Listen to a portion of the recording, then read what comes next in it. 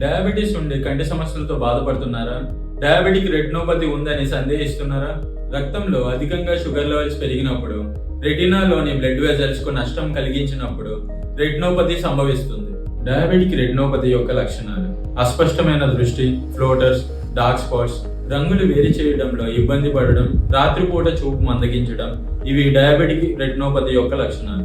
మీకు డయాబెటీస్ ఉండి ఎన్ని సంవత్సరాలకి డయాబెటిక్ రెటినోపతి ఎంత శాతం వ్యాప్తి చెందవచ్చు అంటే 1 నుండి 3 సంవత్సరాలకి 8%, 5 సంవత్సరాలు అయితే 25%, 5 నుంచి 10 సంవత్సరాలు అయితే 65%, 10 నుంచి 15 సంవత్సరాలు అయితే 85%, 15 సంవత్సరాల కన్నా ఎక్కువ ఉంటే 95% రెటినోపతి సంభవిస్తుంది.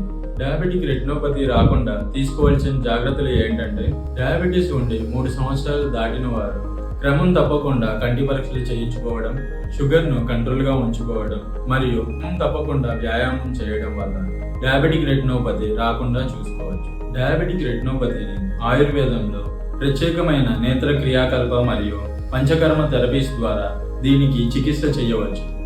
మీరు డయాబెటీస్ మరియు డయాబెటిక్ రెటినోపతితో బాధపడుతున్నారా?